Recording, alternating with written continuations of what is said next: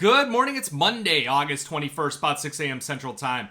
Look at the precious metals overnight. They're mixed. You got gold up $1, 19.18. Silver up 17 cents, 22.91. Copper unchanged at 3.70, and platinum down 7 at 9.08. So big news overnight, and headlines were in China, of course. You've got them keeping their mortgage rates unchanged. The expectations were for them to drop the 5-year and the 1-year mortgage rates down 15 basis points. They only cut the 1-year by 10 basis points. So kind of a muted response in the market. Saw some pressure on the copper market, but bringing it back down to unchanged. Not too much in the negative territory. So a couple other news headlines that I'm watching. 4 straight weeks of outflows on gold and silver ETFs. These have been big outflows. And remember, when these ETFs, the custodians, they only have to hold so much physical silver against what's in the ETF. So they do liquidate some of those holdings. And what happens is that you see more supply of gold and silver floating around out there. So other things to watch, 89% chance that the Fed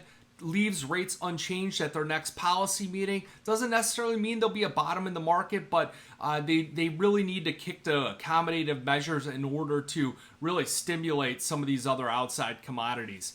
Some levels that I'm watching here on gold: support 1900, resistance 1951. I think that carves out the bottom. Then the 200-day moving average at 1960, and the trend reversal point coming down in a big way. It was about 1983 last week. Now we're down about 1971. If we get above 1971 on a closing basis, it'll shift to a neutral trend from a bearish trend.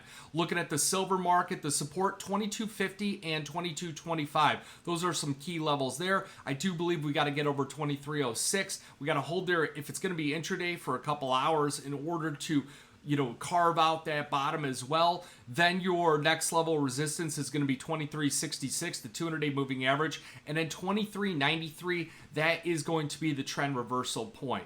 So other big things we're watching this week, all eyes are on Jackson Hole. The topics are going to be the 10-year yields, mortgage rates, and also the resiliency of the U.S. economy. And I'm sure Jerome Powell will get cross-questioned. He does have another speech the following day. Outside markets are mixed. You got the dollar down 7. It's contained right now, right at this 103. You got crude oil up 80 cents. The grains, you got soybeans up 23 cents. A lot of concern about the weather and the heat right there. And then the treasury yields, you've got the 10-year. It's up 5 basis points, sitting right at 429. So got any questions, reach out to me. Give me a call. I'm back at the home office here, 312-858-7303. Remember, futures option trading involves risk of loss. May not be suitable to all investors. Good luck and good trading.